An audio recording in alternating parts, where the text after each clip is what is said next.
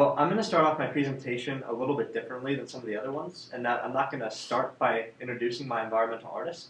Instead, I'm going to start by asking you some questions so that I can get an idea and you can get an idea for some of your preconceived notions on environmental art and what it means to you. So, in as few words as possible, I want you to answer the following.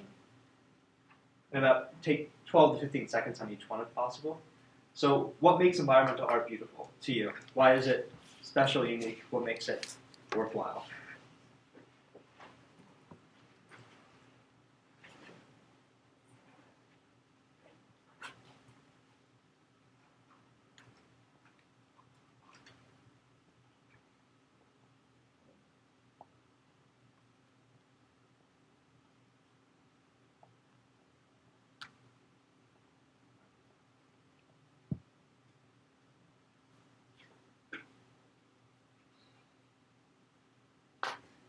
Next, what makes environmental art important? Why is it significant to you and why is it significant to society?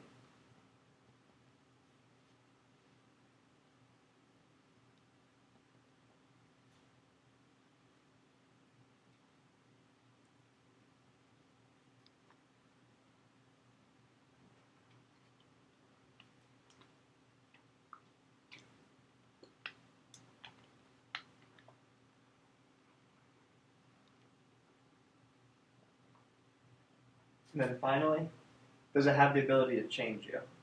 And by this I mean personality, emotionally, but probably most importantly in your actions. Can it influence the way in which you act in the world?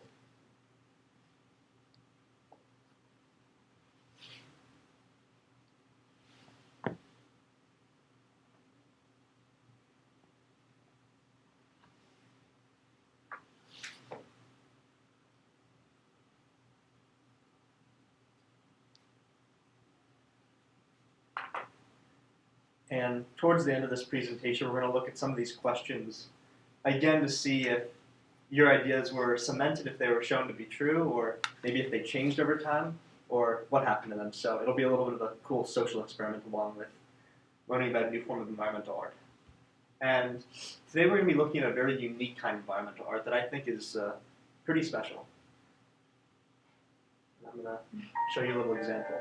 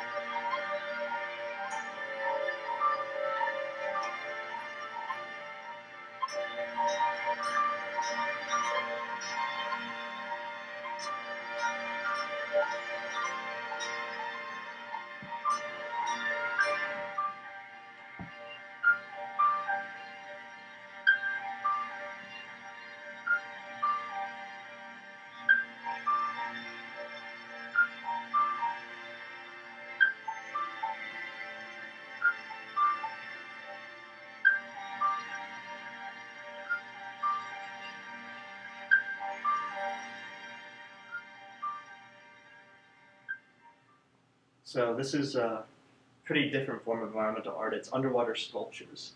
And the master behind these in particular is Jason deCaires Taylor. And just a quick overview of his early life, he grew up in Europe and Asia, was born in 1973, and during this time, usually he spent quite a bit of time around coral reefs in Malaysia. So that's where he kind of got his interest for this type of art. Among other things, he's an award-winning underwater photographer.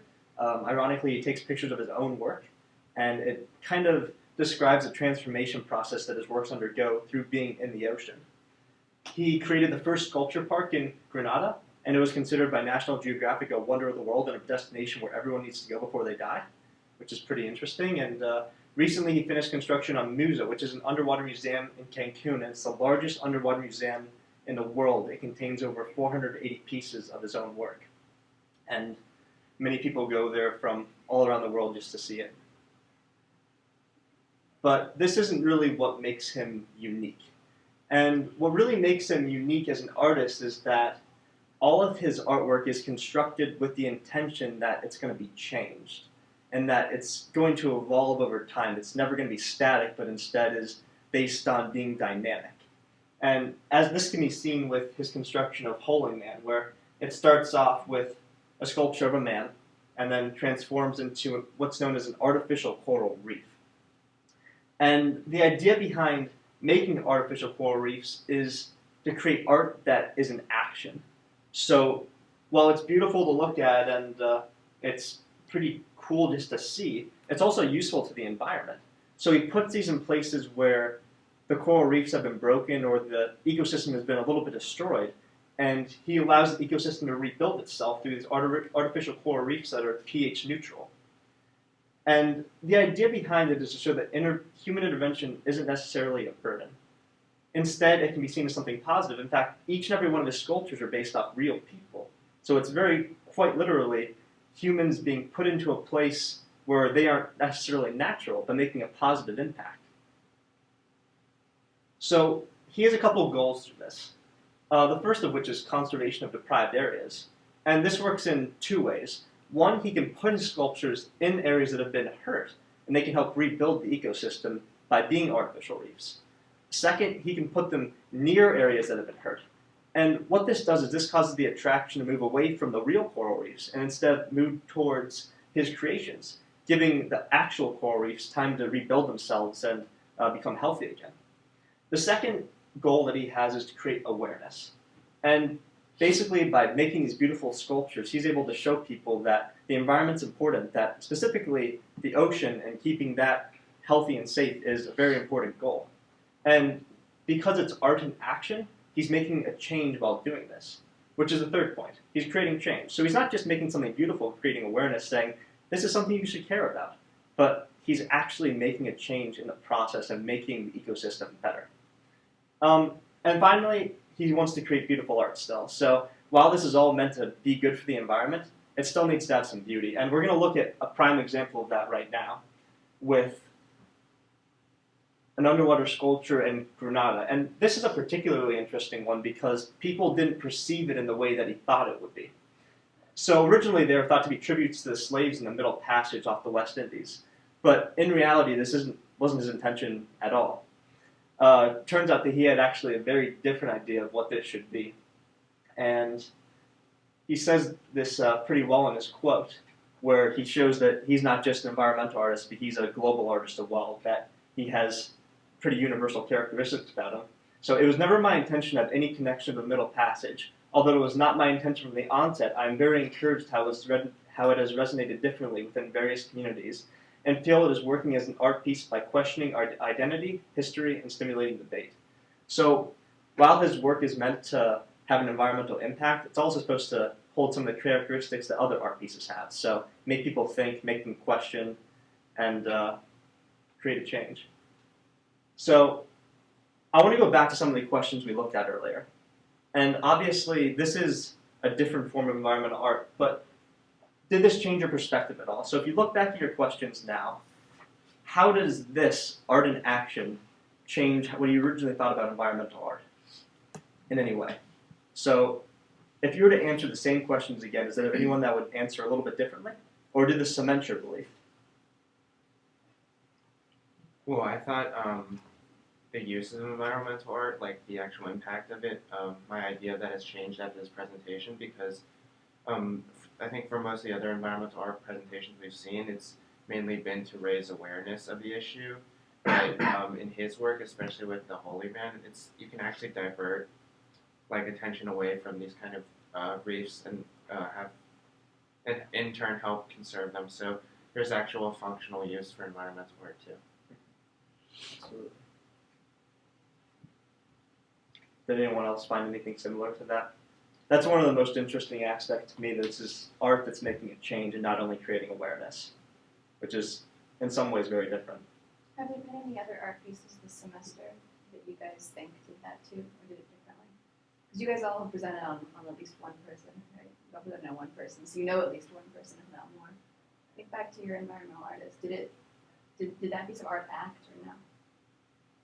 There was one that was similar with the water that was like filtered by the coral. I forget which one it was. That was Right. Yeah. maybe time landscape too. Although I think that one's a little more awareness, right? But there's something about like actually creating life, living materials.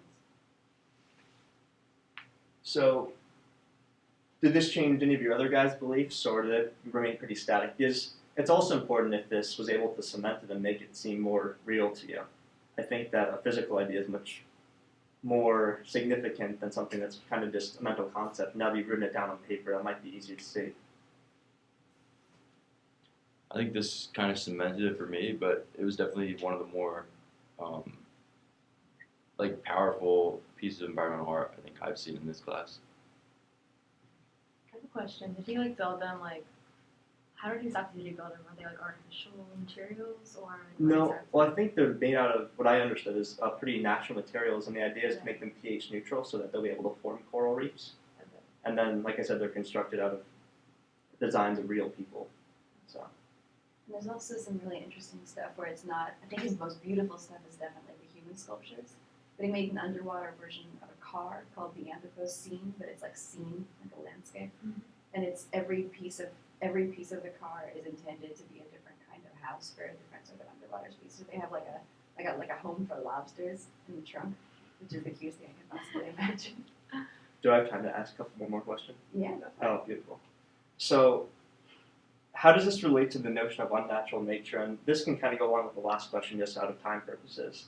So, can the unnatural be beneficial to the natural? And this is one of the themes I've kind of focused on all semester of how the two can work to complement each other in an effective manner. Did you guys see this in any way? I think it can. Book to the last question, definitely. And I think this is an example of that, where the artist is creating like an unnatural canvas, and then nature is kind of just painting on that. So they definitely work together. Although it raises interesting questions about the role of crisis in that relationship, I think. Insofar as, like, I mean, this is something we didn't talk about in this presentation, but I think is really important in deCaires' work, which is the sort of lack of the erosion of coral reefs, right? Like, I mean, I should talk about it a little bit. Like, there's coral reefs going away, and they need more. This is a huge issue for the oceans, right? And so there's the moment of the unnatural entering when the unnatural has already entered. I wonder if this would be as impactful if it had been an unnatural. You know what I mean? Would this make some sort of impact on you if you didn't know the coral reefs were like increasingly endangered? Which is not to critique it, right? It's just to say like, when does the unnatural seem useful in the natural? So if there wouldn't be an issue in the first place, would it be helpful? Like, Which is interesting.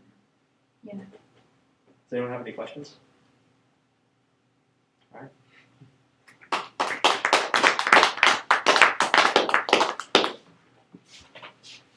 Jen, could you perhaps